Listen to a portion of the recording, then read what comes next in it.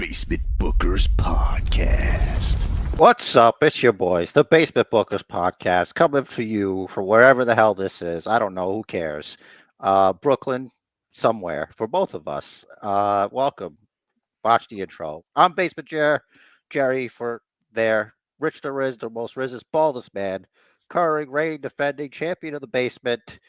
Baldest of the bald. He sometimes crosses the street. He sometimes doesn't cross the street, depends on where he needs to go. And savior of cats.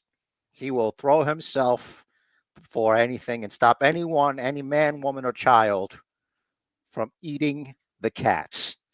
They're eating the cats. And now he is protecting them with his little talisman right there. Cat protector, Richter is. Richter is, what are you doing to protect feline kind? I'm petting this magic talisman, and what that does is it gives these cats a sense of when someone is on their way to eat them, and they flee. They run away. What they need to do is they need to form gangs. They need to form gangs of cats to protect other cats. I saw in the paper, the New York Post, in Malaysia, there are otter gangs, and it's time. It's time to take back what's Yeah. rightfully ours, theirs, what's rightfully theirs. That's right. You know? If they organize, they can call themselves the Kitty Pride. Yeah, but they will better not.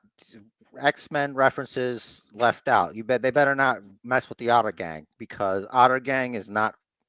They're not. No, They're not messing around. They violently attacking people in Malaysia. they drew first blood. Malaysian otters, very evil, dangerous otters. They tell me, I've never been there. I've never seen them myself, but they exist, and I've seen them in the paper. So, this week we are going to talk about AEW All Out, because stuff happened. It's going to be the most comprehensive All Out coverage in the history of the Basement Bookers podcast. If you don't believe me, check back every single episode. You can watch back right now. Like and subscribe. And I dare you to watch every single episode and leave a comment. If not, you're a coward, and I can't believe it. But if you did, congratulations, you made it. You are among the other subscribers right here. So let's go. Let's go all out here, right? Okay. Yes. Great. All right. It's holding eye contact the whole time. It's very scary.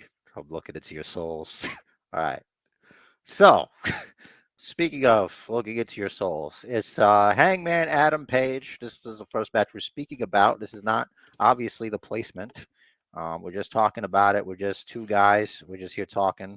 Rich Perez, how do you feel about Swerve Strickland and Hangman Adam Page, especially after the brutal events this past Sunday at AEW All Out? Well, first off, from what I'm hearing, is that Swerve is taking time off after this match, and my response to that is, no shit. He was power bombed, lower spine first, onto a damn cinder block, people. That cinder block was not sweet. It was not made of sugar, from what I understand. No, Sources nowhere near the situation tell me that shit's a real block. it like him and the cinder block just like bounced off the mat. That ow, ow. Well, I'm I in don't know pain. if you know this, but that block is actually from Swerve Strickland's childhood home. Oh, nice. And that nobody told you that. And also the needle, the syringe, Mhm. stabbed within the lips Mm. of Swerve Strickland was found in that house from the squatters that had to be removed from there, doing all sorts of things. They're injecting themselves with all sorts of things. I don't know. Whatever that is, that's in Swerve Strickland's lips. And Hangman was on a mission, and he proved that. That is some dark stuff. So that match definitely took violence to a new level. We had that spot. There was the spot off the top of the cage. This a lot of violence, heavy match. Props to both of them. Dynamite this week, Hangman talked again, and another solid promo. Yeah. Happy about this. I like. You know what? I'm glad I took a break from Dynamite, coming back and seeing these new Hangman promos. First of all, this new Hangman, which I like. I thought he needed some sort of change. Like he needs to take it to the next level, and he absolutely has. And as far as his mic work, I had criticized it in the past. I am now saying this is good stuff on the mic. I like it. This is good. I'm kind of curious where this is going. There's this whole Jarrett thing. He's still on TV doing things. I like good match, good follow up, and I am eager to see where this goes next. What do you think? Current Hangman Adam Page is a great man because now instead of just saying he's going to knock dicks into the dirt, he just does it. He Yeah. just does it, and I hope that the next time he sees Pizzeria Uno over there and the rest of the loser gang, that he cowboy them to the ground and just I don't care. I'm willing to see like a handicap match, like him versus them, and he just beats the shit out of them Hmm. because the disrespect. I mean, they should understand what Swerve Strickland has done to Hangman. Has done this to him. Hmm. What kind of friends are they? If Yeah. anything, they should have been trying to help him. Hmm. I agree.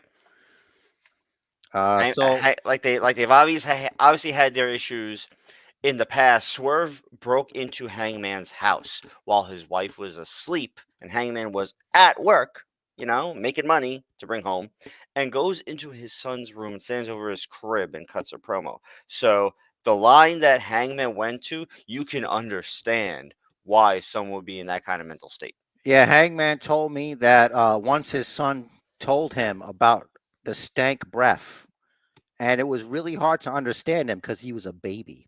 Hmm. And Hangman Adam Page opened his third eye, and he was able to understand, and that just set him off. Like the most stankiest breath. I mean, I figured Swerve Strickland maybe he had a couple, so he can give himself the courage to do the unthinkable. I mean, what kind of man does that? Not a sober man, No, not usually. not a man who's rational, and an irrational man had to beat up against a more irrational man. Hmm. That he was made irrational by Swerve Strickland made him irrational. Hmm. Look at like the last time Swerve Strickland entered someone's property, you need only look at Nick Wayne. He almost killed Nick Wayne. So who knows what he could have done to a baby? That's right. It's just a rash of irrational events, starting with Nick Wayne, all the way through to Hangman's child, and now just Hangman snapped. It's time to break the cycle. It's time for Hangman to bury Swerve Strickland. I mean, look, they could have a buried alive match. If Jungle Boy could be buried alive or not alive by Jack Perry, then the sky's the limit here. That's right. Right. Jack Perry in his painted black mini school bus. I really thought there was going to be a sign that says free puppies inside. Like this guy's demented. He's got, did anybody check the back of that thing? Like he was in an awful hurry. He was in an awful hurry when he wanted to, he just went in there. He He went and he beat Leo Rush, who sixth time out of retirement, Yep. and then he just left. I was half expecting someone to be in the back of the bus waiting for him because you can't see in because the whole thing is black. They blacked out the Well, windows. they can't stand up; their legs and hands are bound. So really, Uh, yeah. So it's not like you know what I mean. So Candy bar just sticking out the mouth. anyway, I didn't do shit. So I didn't write any of this, but I do know that Jack Perry needs to be investigated. The character, investigate that character, and let me know what's going on here because that bus is weird. Where did he even get it? He had to get it from somewhere. Where did it come from? I don't know. It's coming Kind from somewhere. kind of sus. Also, there's no way that thing is passing emissions inspections. No, it's not. And like I don't know how it's not stopped every 5 seconds on the highway. Hmm. The cons, they're what's the word? damn it, what's the word for like if someone's like able to like get into the pockets of everyone, like their presence is felt throughout. They're influential. Thank you. Their influence is felt throughout the states in which they tour. That's what Mhm. I meant. I was looking for the word influence. There you go. All right, so we don't edit here. This is okay. This was the trifecta. Let's see if we could do this. We could I do love all that these. TK eyeball. He's just making sure. He's like, "Did you see these? You saw these, right? These are my best friends. Look at them, the young Buckaroos." And then they went out there and they lost. They took a big L to the Blackpool Combat Club, but that's not my business. That's not my business. But Willow Nightingale, they went out there and boy, look, Chris Statlander was going to win. I always knew she was going to win, and she won. She tapped her out. Willow Nightingale submitted. She quit, folks. She quit. She was taken out and no help. But of course, we all know that Okada, still the reignest maker, as he defeated Mark Briscovius, Orange Cassidy, and Konosuke Takeshita, along with Don Callis. Now, if you watched all Elite Wrestling, I was going to say All Out, Mm. Don Callis, he wants, and I didn't get to finish, but he wants the tag team championships. He wants them in the Phallus family. Hmm. So he goes to Will Osprey, bruv. And Will Osprey, bruv's like, nah, chill. But he's like, yeah, but Fletcher. And he's like, okay, bruv, that's my bruv. I'll help my bruv. And Konosuke Takeshita, he's like, oh, but not like, oh, but like the face. It's like, Hmm. oh, so maybe we are doing some kind of storytelling here. We're going to give you sometimes a simple angle is fine. Hmm. Like, oh, he doesn't seem right by that. You know what I mean? That's right. Do you know what happened? Who won that match? Fletcher and Osprey. All right, great. So now they have a title match at Wrestle Dream, right? Is that Wrestle Dream? Is it I at the don't. next show or a Dynamite? Because I know I Wrestle don't Dream's remember the if next it's. show. Yeah, I don't remember if it's Wrestle Dream or let me see if I. It's gotta have it here. Or is the Brooklyn one the Yeah, the stadium bash at the stadium stampede? I'm No. scrolling back to see if they Uh, said I'm gonna guess the name of that BCC. show. I know it has something to do with baseball. Is it Grand Slam? Grand Slam. That's one. Yeah. Yes, baseball. I know it. I know it. Yeah. I didn't get when the match happens, but Well, it'll happen. that's fine. So yeah, it'll happen, and one day, and they'll lose probably because the Yeah. Young Bucks have to be the tag team champions forever. So, Yep. all righty, Correct. let's go. What to do here? All right. Well, listen, I know you all are thinking about this, but I'm pretty sure we forgot this one. I'm pretty sure we forgot this one, which is fine because we all knew Will Ospreay was going to win, Mm-hmm. and he won. Yep. It was cut for time, folks. It was just the numbers weren't really there for Pac. He's too crazy for the demographic. I made that up. I don't know. I don't know. Blame me. Whatever. Um, Rich, your feelings on What a match! What a contest! I kind of wish I had seen this one. Of course I did, but I didn't because it wasn't part of our discussion last week. So I'm like, yeah, it's fine. We know what's gonna happen, and we knew exactly what happened, and we were correct. Osprey beat Pac by pinfall. 1, 2, 3. Yeah, Boom. you just couldn't believe it until it happened. And then Hmm. it did. And boy, well, speaking of, what a contest. Look, MJF, Daniel Garcia. Um, listen, when you're right, you're right. I think I'm right that it's 50-50 booking with MJF. Because even through winning, he's still out. Hmm. Because Daniel Garcia, he said what he was going to do, and he dropped him on his head, and Hmm. you know he's he's going to take time off because he's, a pussy and can't work. So anyway, I don't know that's true. I don't know if that's true. I'm just saying it feels like CM Punk. Like CM Punk, he had his strap match. Very next day, gets his ass kicked off TV. We don't see him this week. Yep. This motherfucker thinks he's CM Punk. This is Listen. MJF, man. MJF, CM Punk. It's the same syllables. Look, it's all about money. And if he's making the same amount of money and doing what I ain't hating on that, I wouldn't buy that deal. I would take that deal, brother. All right. So we are accepting sponsorships. We're not changing our language though. So but we could though. We could. It depends, right? Okay, so we'll speak about that. There's a lot of things today on the podcast. So this match here, Rich Torres, what did you think about Hikaru Shida and Mercedes Moné? Their little contest there for the TBS Women's Championship, which we all do. We all do. Yeah, Camille was banned from ringside. We both knew that Mercedes was going to win. Honestly, there was a little bit of,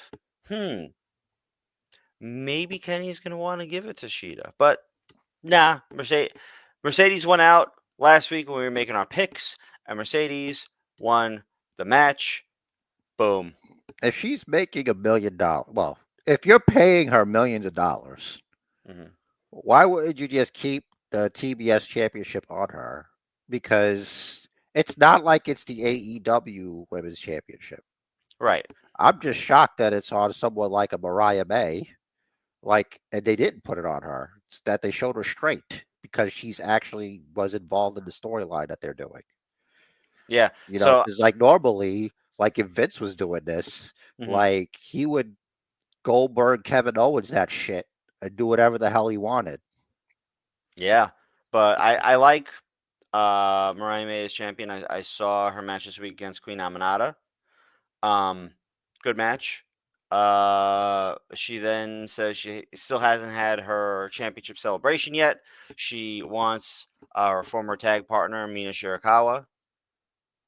So let's see what happens. So there's definite storyline. And then she's going to get her, and then she's not going to do it. She's like, and now I need this because it's supposed to be a nude celebration. How are you doing this? So I don't think it's going to happen. I think she's just going to keep tickling the senses, whatever that means. Titillating. Sure. So not the main event, but an event nonetheless. We had Bryan Danielson versus Jack Perry, the scapegoat there. Obviously Danielson is still the champion, but at what cost? Some things took place afterwards, Rich Torres, but what about the match? What can you tell me about that? I mean, the match went pretty much exactly as one would expect. Bryan Danielson with the technical ability. He put on a technical clinic against Jack Perry, the scapegoat. And really, it was what happened after the match. That's the real story. Yeah. So Danielson won by pinfall. He went almost a half hour with this guy. And, everybody comes out and, we're all happy. We're all there. Wheeler Yuta, he's there. He's on the apron.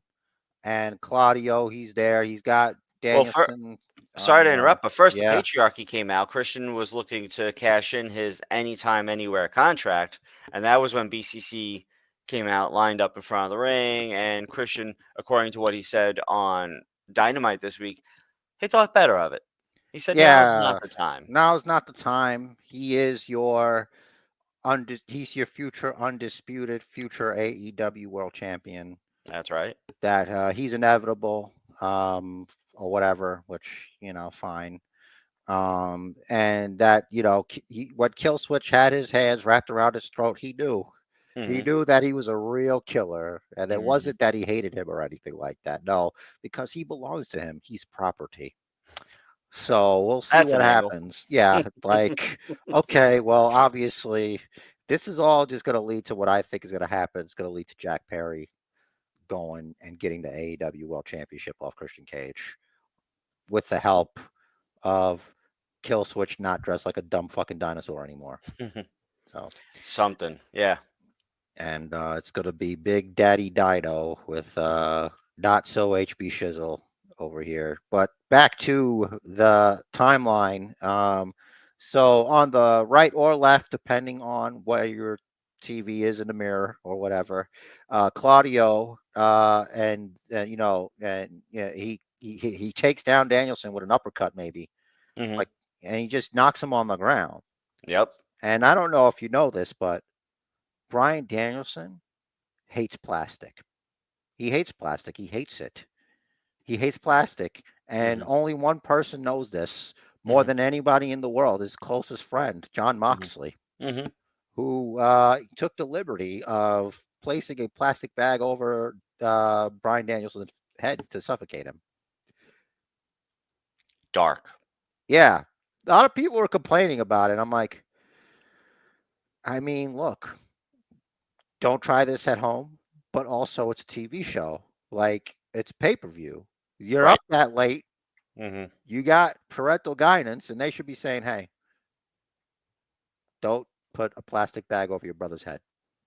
Don't Yeah. do that. You fucking idiot. You know, just Hmm. just don't do it. Just don't do it. It's okay because they're professionals. Just like That, you wouldn't psycho knee your brother, you wouldn't put a plastic bag over his fucking head.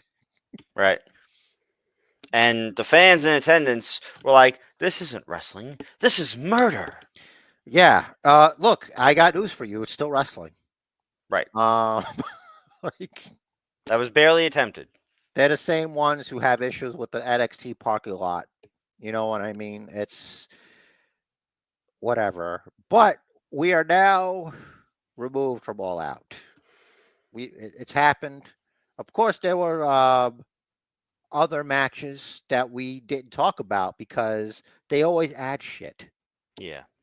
Okay, so in the just to let you guys know because you want the information, the acclaimed Hmm. defeated the Iron Savages, Hmm. which are Bronson and Boulder, with the jacked Jameson, who sounds like he works somewhere else. So, and the second pre-show was Hologram and Sammy Guevara and Dustin Rhodes, and they defeated the premier athletes of Tony Nese, Ari Davari, and Josh Woods. Um, wow, boy. And the Bang Bang Gang, which is Austin Gudd, Colton Gudd, and Juice Robinson, they defeated the Dark Order, Alex Reynolds, Evil Uno, and John Silver. These are all trios matches except for the tag match. So really, you didn't miss much. You could have seen it on the buy-in, you know. Yep. There's also Uh, the Undisputed Kingdom, a team of Matt Taven, Mike Bennett, and Roddy, beating the Beast Mortos and Shane Taylor Promotions. So Shane Taylor and Lee Moriarty, as well as a team of Action Andretti and Top Flight by pinfall. Another thank trio, thank three-way God. trios. Thank God, because without that, there would be no All Out. Oh, it The pulled pillar, everything together. It was the glue that connected the buy-in to All Out itself. yes, the goo. Some might say the goo. Mm, Goo is sticky. So I guess the story coming out of All Out is really why Moxley, why you do what you did, and do we have any answers? And we don't have a lot of answers. But I do have for this segment we're going to call Mox Says.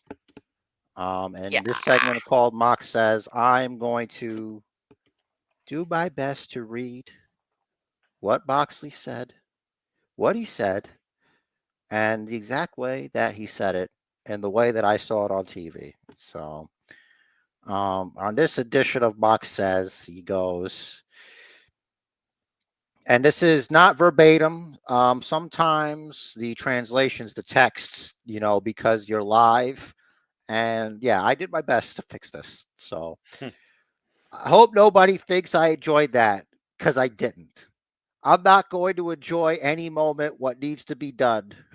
See, this doesn't make any sense to you, but it does to me. But it needs to be done nonetheless. I would like nothing more than to have Bryan Danielson standing by my side. Quite frankly, Bryan, you don't have the stomach for this. Over 2 years ago, I made a commitment. We made a commitment to build something real, something tangible, something that would last for years and long after we're gone, something sustainable, something we could take pride in, an idea that couldn't be destroyed or subjugated, something we could be proud of, not for money, not for recognition, but because that was something worth doing. We didn't do it. Mr. Patience, Mr. Empathy, the greatest man I've ever known. I look around and all I see is egos out of control everywhere. Everywhere I look, it permeates AEW. It's crawling with egos out of control, and I can't take it anymore. Blood alone, blood alone moves the wheels of history. Our mentor called Bryan Danielson the perfect wrestler.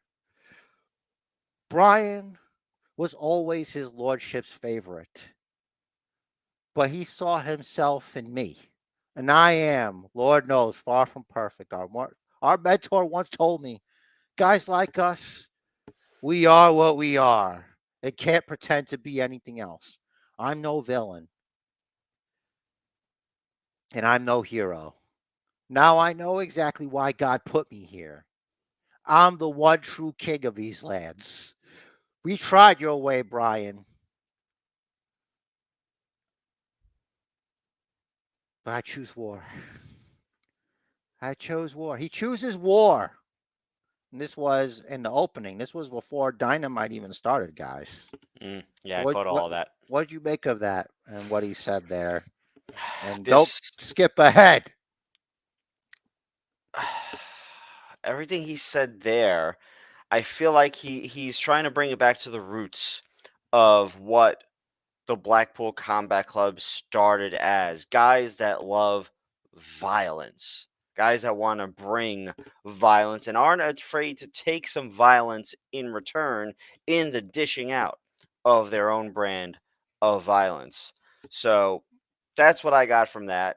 There is more to come later, so I'm not Maybe going to it's get my that. fault, but I would like examples of when Bryan Danielson tried diplomacy because, like, he was really into just kicking people's heads in for a while. Yeah, he was. I'm wondering if maybe he was referencing some of the behind the scenes conversations of what to do, blah blah blah, this that the other, how to go about things. Maybe he just like every time Brian was overruled, and then he just went out and just went with the plan. But we need more information about that. We're gonna get more information, but I even with this information that we're going to is not enough information. Like I feel like Hmm. because we're gonna talk about something that I had I had a bit of an issue with. Hmm. Hold on a sec. I'm trying to. There we go. All right. So, damn it. Hold on. I'll fix all this. I'm sorry, me, but there's trouble. There's trouble a brewing. So the Blackpool Combat Club later on, we were going to be treated to a tag team contest. We were all excited. We were super excited that Commander and whoever else he was teamed up with were going Private to. Party. No, they were fighting Private Party. That was didn't Commander come out with Private Party? Oh, I thought it was two. Yeah, and then Didn't it? Abrahantes did the dance that Oh, Marquand did. whatever. I The wasn't paying the attention, I the guess. thrusting on the ramp. All right, whatever. Who the fuck cares? Now, Right. this makes even more sense. So, yeah, Commander got strangled by a woman. Hmm. So, good for him. That's going to make him look really good. So they all got beat up. And this time we had the bastard talking. This, albeit brief, but he did use his words. Hmm. And not a man known for words, I would say. So he starts with saying, ladies and gentlemen, boys and girls. And then he goes over to the ropes a little bit, like the camera's there, and he says, "We have been very, very patient, but ultimately, enough is enough." I don't know what kind of accent this is, but I'm doing it anyway. I like it. It's good. This company is broken. What happened Saturday at All Out, that was inevitable. We are inevitable. A product of this festering environment. As for me, well, I've been very lost for very long, but not anymore. Now I have something to believe in, a purpose. Diplomacy has failed, ladies and gentlemen. This company is ours. Tosses the microphone. So, all right. Well, now we know that Pac has purpose. Mm-hmm. We also know that Wheeler Yuta is at home nursing Bryan Danielson, Bryanson, with Brie Bella, who that's not her real name, but I say it anyway. So apparently, was it they hoped that that Brie would have CTE, so Mm-hmm. she wouldn't be able to remember. That's what Christian Cage said earlier. He said she Yeah. wouldn't remember what a failure that Bryan Danielson was or whatever. It was like, Mm-hmm. oh, all right, we're in there now. Just wait till Christian Cage starts talking about how Bryan Danielson had a father. Mm-hmm. Oh And yeah. yeah, that's not going to go too good for Christian Cage. I'd imagine he's going to get kicked in the head a lot. A lot. So, um, so there's a lot of moving parts in this because it's not just Jonathan Moxley. No, it's not just Moxley. It's not just that. It's also Darby Allin. Darby Allin has a title shot, Mm-hmm. but he apparently Bryan Danielson's indisposed, so he can't use it just yet. But first, let's talk about what leads to this information. Because Darby Allin, complete with the pink coat, the pink fuzzy jacket, which probably an action figure. You need to get the pink fuzzy variant of Darby Allin, or else you're not a true Darby Allin fan. Mm-hmm. He comes out in his pink fuzzy jacket and his skateboard's just there in the ring, just waiting to be stood on, wants to be ridden. Mm-hmm. Somebody's been looking for me. I'm right here. Thankfully, he is a man of very few words. Darby Allin is, thankfully, for now. Mm-hmm. Moxley's out here. He comes out with Marina Shafir. Darby Allin made a point to face the way that Moxley would come out, not the entryway, because he knows he's smartened up. He doesn't use a heel tunnel or a face tunnel. That's interesting. Maybe Mm-hmm. that's something that means something. Um, and then Moxley's in there, Maria Shafir, he's like, she gets backed off by Moxley. Like, hang on. I know you can beat him up, but I don't know what you think you saw. I don't know what you heard, but nothing has changed between me and you. Nothing at all. That's what Moxley says. And then Darby Allin says, he says, I don't know what you think you saw. I don't know what you heard. But I read that again, just so you guys know what was just said. But this reaction, no one's going to know what I just said because I've deleted it. No one will know what is said because it's gone. It's never happened before. That's enough, John. That's enough. That's a lot. There's a lot I want to talk to you about. We don't act like superstars. We don't live in a fantasy world. We came from nothing. Now, here's my thing with Darby Allin, and I can tell this by reading not verbatim what he said, but I know that he's like doing like a script. Like he's kind of like an actor, but like he's coming from like a real place, but he's really doing his best to remember all the shit he wants to say, which is difficult. Yeah. And I have the shit here, Mm-hmm. so I can understand where he's coming from. But let me go back to where he said we don't live in a fantasy world. We come from nothing, and we'll stop at nothing to make sure we don't ever go back to that. He doesn't want him to go back to that. I Mhm. was a homeless dishwasher. I had nothing in the world, no confidence whatsoever. Everything I owned, I could fit in the trunk of my car. And I don't take any of this for granted, which, all right, listen, the fact that you have a car, you're kind of ahead of a lot of people. I'm just saying, I'm just saying. But I digress. That's why I wrestle the way I do. Everybody always says, Darby, slow down.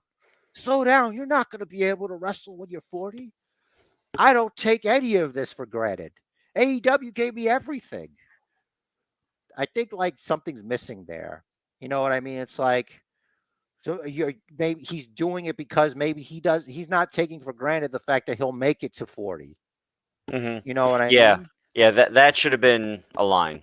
Yeah, Maybe it was and it got cut and they kind of just never really uh mail bridged the two statements better. maybe we don't want to talk about that really here. We got Yeah. a lot of people here in their 40s and over.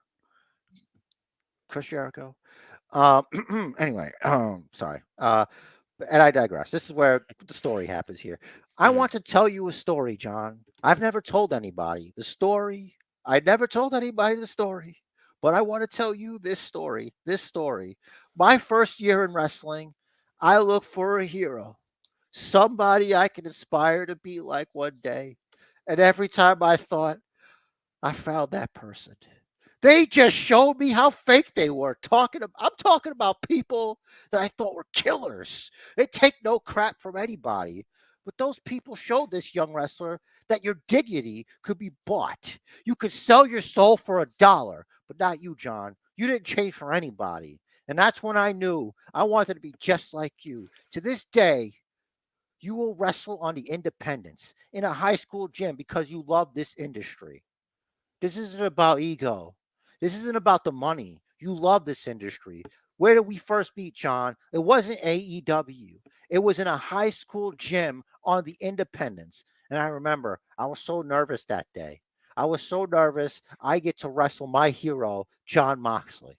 I lost that match, but what I gained was the confidence that I belonged in the ring with someone like you. There's not a lot of people in this life you can consider family. And I think when you find someone that you can consider family, you hold on to them. You trust them until the very end. But what did you do to Brian? I would never. What did you did to him? I would never do that to somebody I consider family like Sting. Sting never turned on Sting. Just say never turn on Mhm. him. So right there, I knew I wanted to be nothing like you anymore. So what do you want, John? Why are you calling me out? What do you want? And then Moxley's like, my man, I'm going to cut straight to the chase. You have a world title shot in the bank that was supposed to happen at Grand Slam on September 25th in New York City. That's not going to happen now. The world champion is indisposed, but it's a good thing. It's a blessing in disguise, Darby. You are not ready. You are not ready to be a world champion. You weren't ready 5 years ago, and you weren't ready 2 years ago. You're not ready today, and I don't have time to explain, but I'm going to need you to hand over that title shot to me. Now, I ran out of time, so I don't have all that, but I do in Mm. summation know that Darby Allin was like, listen, you want this shit, you're going to have to fight me for it. Mhm. And then Moxley's like, all right, you got it. At Grand Slam, September 25th, I'm going to kill the dick out of you and I'm going to take that contract from you. That's not what he said, but that's what I felt. That So, it almost should have been that because he reiterated the "I don't have time to explain" line, and I'm wondering what that's about. yeah, because the way I see it, today's date is September 14th. Mhm. Dynamite was on Wednesday, Mhm. which is in the past. I Yes. think you got a little bit of time. Like it could be a text message. Like if you don't want to talk about it on TV, I mean, you Mhm. guys are friends. If it's that long that you don't want to text it, do a voice note. And why isn't there any crossover with the elite on this? Because they're in charge. But The elite are in charge. They're in charge, essentially in charge of who gets hired. If Mox and the BCC are against guys with these huge egos, take it up with the guys that are hiring people. Yeah, I don't understand. Well, they also have the huge egos. Oh yeah. So Oh, maybe that's part of the problem. that they're part of the problem, Richter, is they're backstage, they're doing whatever they want. They're making the matches. They're putting all their friends in the matches. They're getting all the matches. Mm-hmm. But Chris Jericho has a car license plate that says "Hi Guys." It's H number 1 Mm-hmm. Guy 5. Mm-hmm. I think he's trying to trademark "Hi Guys." Maybe. Did you hear about that? Did you hear he's trying to do that? I heard he's trying Uh, to do that. Is I, he trying to do that? I didn't hear that, but I saw the dumping of the change, which is not to completely change the subject, but you mentioned it, and so it's in my brain now. The dumping of the change on the Bentley. First of all, it didn't look like all that much change. And secondly, I feel like whatever damage was done is a quick buff. I feel like it'll come out pretty easily. And Yeah, you got toll money. I don't care about Orange Cassidy's backpack. Same. Or the picture of the best friends. That was one of my guesses. It's like, what? Okay, that's what means things to him. I You was know, hoping I was hoping it was something that I wouldn't be able to predict, but I was hoping it was like a composition book, like mhm, in the movie Mean Girls, mhm, and like Regina George has this thing called the Burn Book, and mhm, in there they just talk shit about all the people in there, and some of them are friends, and mm, like they don't know it, you know. So what if in there, Orange Cassidy is like, Chuck Taylor is a fugly ass bitch. hmm. Don't trust him. And that's in there, and it's like, holy shit, Orange Cassidy, how could you? That That would would have be been funny. interesting. Like if That it would be. we could have just made something up for all, it's Chris Jericho. He could just do anything stupid, Mhm, and people are like, oh no, it's Chris Jericho, it's fine. So it's all right. mhm. But something different. So we spent a lot of time, guys. I don't know if you know this, but the SmackDown premiere came on. USA is back. They're back on USA. Mhm. Now, my DVR was smart because I wasn't smart. I didn't change where to record. But unfortunately, a DVR is not that smart because what had happened was it recorded on the USA channel. On the USA channel. Because it wasn't on USA HD. But I did catch Ah. it in time. I did have to watch Solo Sikoa wrestle Cody Rhodes in a steel cage, old school. I did Oof. have to. And it was like, wow, it's like when I was watching the original SmackDown. Mhm. Wow, what a throwback. Where's the fist? You had an opportunity to return the SmackDown fist. Make SmackDown fisty again. You could have done that, but you didn't. You didn't do it. They didn't do it, Rich. They didn't do it. I don't know why they didn't do it. They should have done it. I would have done it. If you Hell had yeah. me there, I would have put the fist there, but I wasn't there. But Cody won, as is custom, Mhm. and we had what would happen as custom.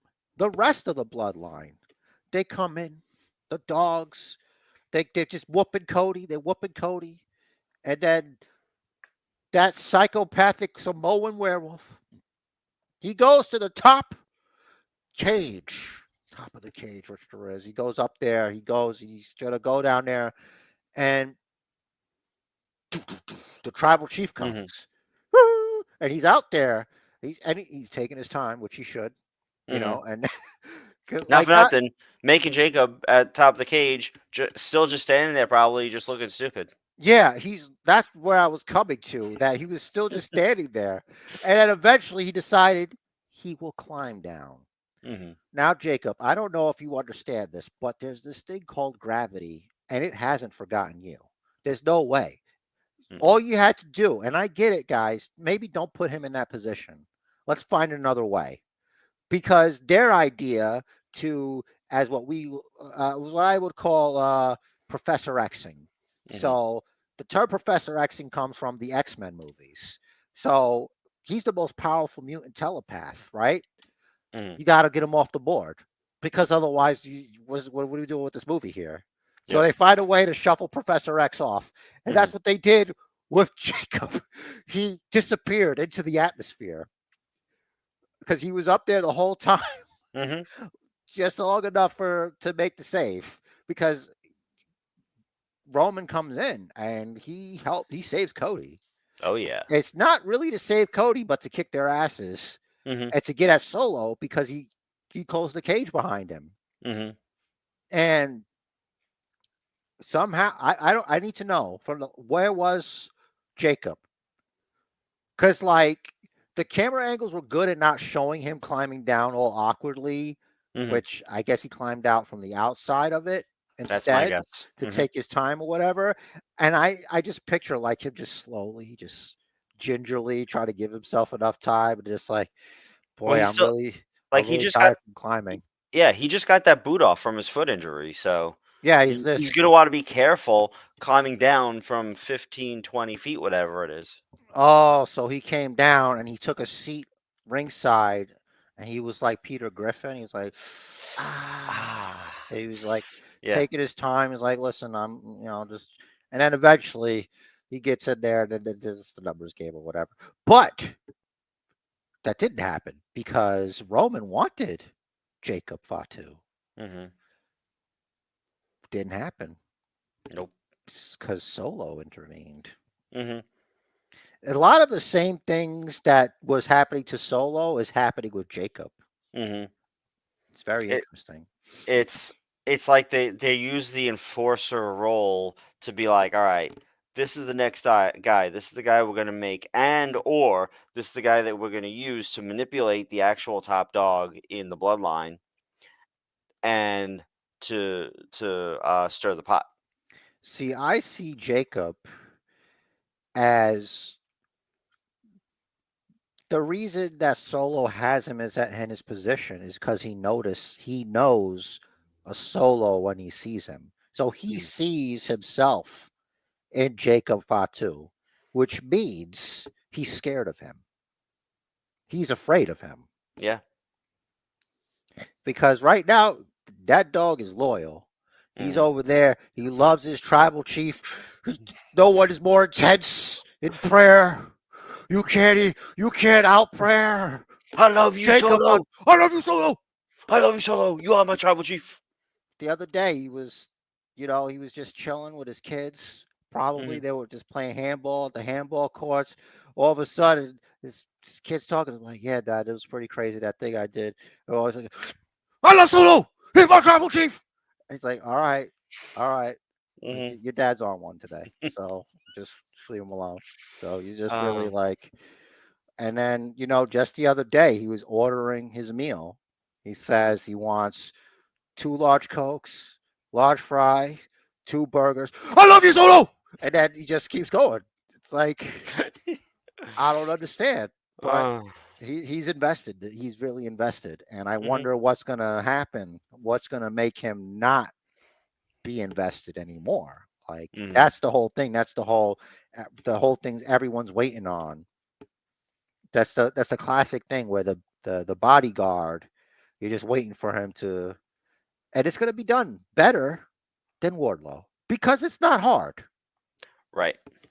So yeah, it's very interesting things happening here. And I wouldn't put it past them for the Ulafala to end up on Jacob. Mm. Honestly, like that's a possibility. I'm not putting that out of my mind. Probably, yeah. Not in the near future. Further down, we're Of gonna have to. course, dude, Yeah, we're in the I don't know what's going on. This is like another book of I a know. We're bloodline. definitely gonna have to Horowitz machine this, Yeah. but um, I feel like at least within the next month or so, if Jacob Fatu gets his hands on the Ulafala, he's going to hold it and give it to Solo. Yeah. He will hold it for Solo, but not put it on. Yeah, like maybe he's like, He loves Solo. yeah, he does. There's nothing he could. Nothing he loves more than Solo Sikoa. But there's a lot going on, Rich Torres. You see, Nick Aldis, he's set up a tag team match, Mm-hmm. and it's going to be Roman Reigns. It was Solo that wanted it. Solo wants a tag team match, and apparently he could just give Solo a tag team match because whatever.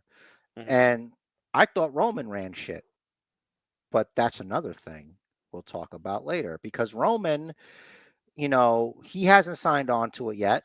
He Mm-hmm. doesn't care. He doesn't care if he has to wrestle him by himself. Yeah. And he damn sure doesn't need Cody Rhodes' help Mm-hmm. because Cody said he was done with the bloodline. Mm-hmm. And this is family business. Yeah. Now, some might say, what changed Cody's mind? There's a lot of questions here. What changed Cody's mind? Because Roman was out there. He came out there later. Sorry, guys, no transcript.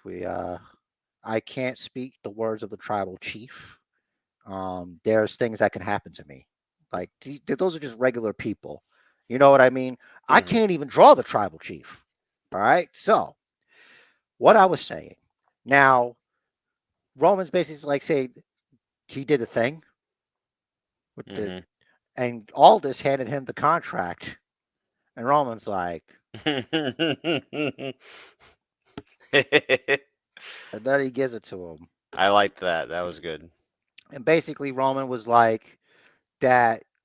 This is his ring. This is Mm-hmm. his WWE. And Cody comes out. And also part of the point I just want to throw in there is Go that ahead, yeah. Roman said things change. I didn't change. Yeah, So he's still the tribal chief. I thought was great Mm-hmm. when he said that because that means you guys are thinking like, what are we expecting here? Mm-hmm. Nothing's changed. He's still Right. the tribal chief. He's still the same Mm-hmm. guy. Mm-hmm. He's just not the champion anymore.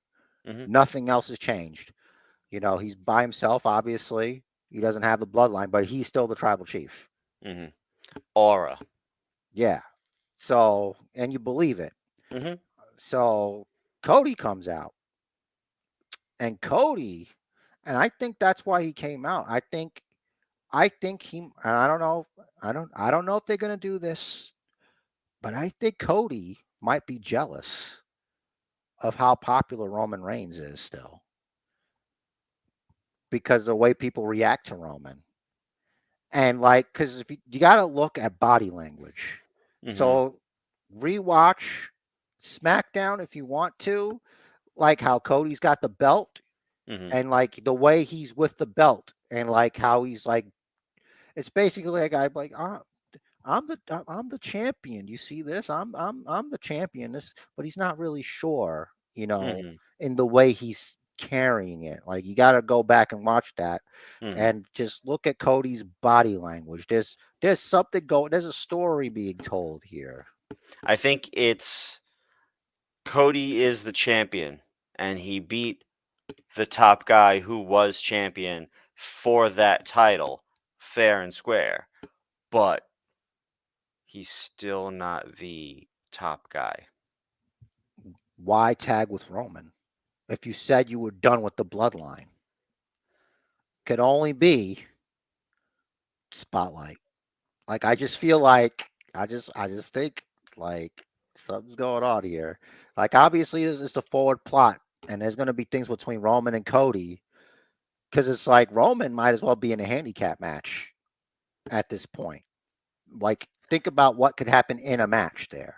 Yeah, he's putting a lot Like of trust in Cody. exactly. Not that he does, but when you tag with somebody, you kind of do. There is some kind of trust you have to have, even though if you don't, like you're Steve Austin, you still have like you have to know that this person is not in your best interest. Yeah, so bad case scenario, you go in there 2-on-1, no partner, right? Even the odds you get a partner, it's 2-on-2. But the worst case scenario is what if the guy that you bring as your partner turns on you? Then it's 3-on-1. Now, I'm not a psychic, Mm-hmm. but I think that this match might turn into Bloodline rules before the show starts, before we get there. I'll just This time. mention I'll just mention that when Solo and Jacob signed it, or when Solo signed it, which if it was just him, that he signed it without even reading the contract. Oh, So that definitely leaves it open for something to be in there that just hasn't been announced yet. yeah. And The Rock can always add anything he wants. Mm-hmm. Who knows if The Rock gets involved? Because I hear that The Rock's coming back soon. Mm. And, The Rock's a part of that. Survivor Series is a good time for that. Yeah, because you figure Bad Blood goes into Survivor Series. Mm-hmm. So it's gonna be, boy, what a contest, Rich there is. So yeah, I think this is a good way for Roman to do stuff Mm-hmm. without doing title stuff. Like he needs to handle this bloodline stuff. I think Jimmy's gonna be coming back soon. I think of the people like that'll start coming to join Roman, he'll probably be one of the first to come. Mm-hmm. So, and then everything else will just come in little by little. It'll be maybe they'll do kind of the opposite. Jimmy comes in first, and then Jimmy has to like talk Jay into it. Yeah, that'll probably be it. Jay's a little bit busy right now. He's in a bit of a triangle, as it were. It's him, Damian Priest, and Rhea Ripley dealing with the Street Trash Judgment Day. Yeet. And Yeah, Jay's got an IC title match coming up. that's right. And something tells me he's not going to win it because it's Braun Breaker and he's on the shit list of the Judgment Day. So I don't think they're going to let him get away with that. Mm-hmm. So anyway, Motor City Machine Guns are WWE bound. Yes. So I hope they do. I hope they do them right. that is what most people hope, is that they do them right. You Yes. do them right. Did you see Julia I didn't. wrestle? I did not. She's got a title match on the CW premiere of NXT. Look forward to that. And yeah, a lot of stuff happened on NXT. Maybe we'll talk about it another time. We are about that 1 hour mark with the sweet spot of the Basement Bookers podcast. Rich Riz, Sweet spot. was there anything you wanted to say before we left? Not really good. I mean, there was a lot this week with All Out and the premieres of both Raw and SmackDown. Raw, after I think it was they said October 7th, Raw is going back to 2 hours, quasi permanently, basically permanently until they decide to change their minds. But it'll be on 2 hours for the rest of its time on USA. And then when it moves to Netflix, it will stay 2 hours, probably commercial free. It is commercial free. It's Netflix. Excellent. We probably talked about that last week, but until they add ads, because that's coming. Oh yeah, 100%. So yeah, it was a big week for wrestling. Guys, let us know what you thought about All Out. Let us know what you thought about SmackDown. Where you think this whole storyline with the Tribal Chief and this midline is going. Is Jacob going to turn on Solo soon? Will it be later? Is Cody going to turn on Roman? Is this tag match Cody's first tease at a heel turn? Because we know he loves to be a heel. Let us know. Comments down below. And I feel like I'm forgetting a thing, but Jer's got a party message. Yeah. Long time listener, Manny had a birthday recently. He's been here forever. I just wanted to wish him a happy birthday on here because I forgot to put it on his Facebook wall. I'm sorry. Happy birthday, bruh. So yeah. Thanks for the support. Yep. Day one. Thank you. Yep, day one. And everybody else for coming along. We're at 72 subscribers. You could be the 73rd, 74th subscriber. All you got to do is hit the subscribe button. And there, we got the Patreon. Chuck it a buck if you're not going to miss it. And there's a lot of good stuff. Well, there's free stuff. And you could also support the channel. And yeah, The match of life is scheduled for Waffle. So make it count. Do what the man says. Follow the bookers. They're the best basement bookers you will ever see them. They're amazing.